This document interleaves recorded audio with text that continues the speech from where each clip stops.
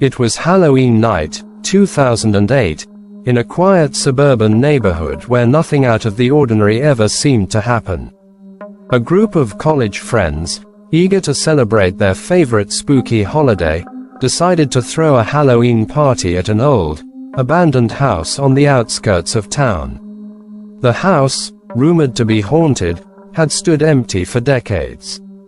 Its crumbling walls and overgrown yard were the perfect backdrop for a night of horror-themed fun. The friends, dressed in their best costumes, brought decorations, food, and plenty of drinks, determined to make the night unforgettable.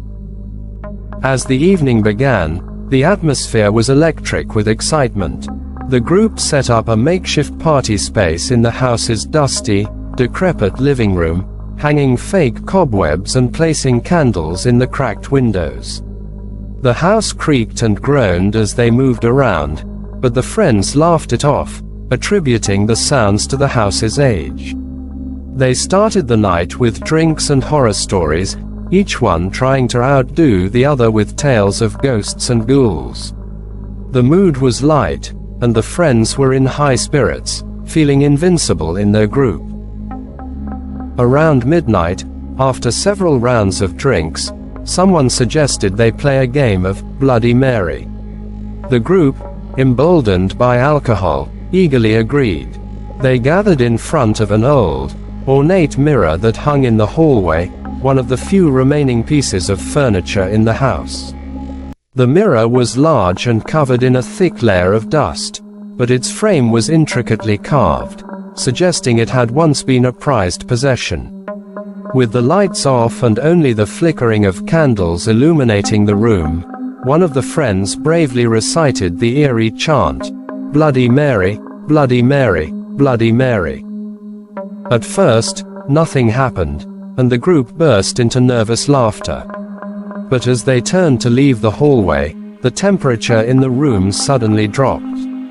The laughter died down as everyone felt an icy chill creep through the air. The mirror began to fog up, and a faint outline of a figure appeared behind the glass.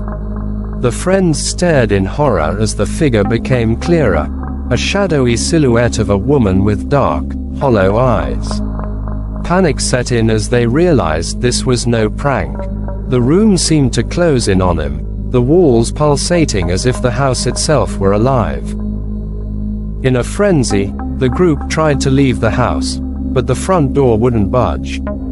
The windows, once cracked and easy to open, were now sealed shut. The air grew thick with a suffocating pressure, and the friends could hear whispers echoing through the halls, though they couldn't make out the words.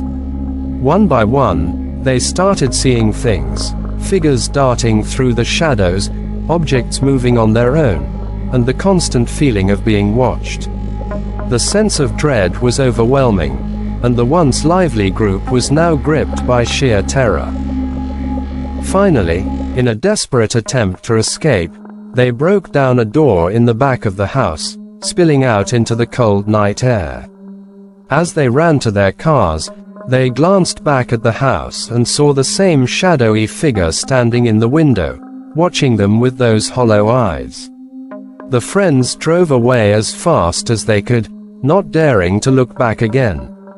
They never spoke of the incident to anyone outside the group, but they all agreed on one thing: something sinister had happened that night, something they couldn't explain. The house remained abandoned, but after that Halloween, no one dared to set foot inside again.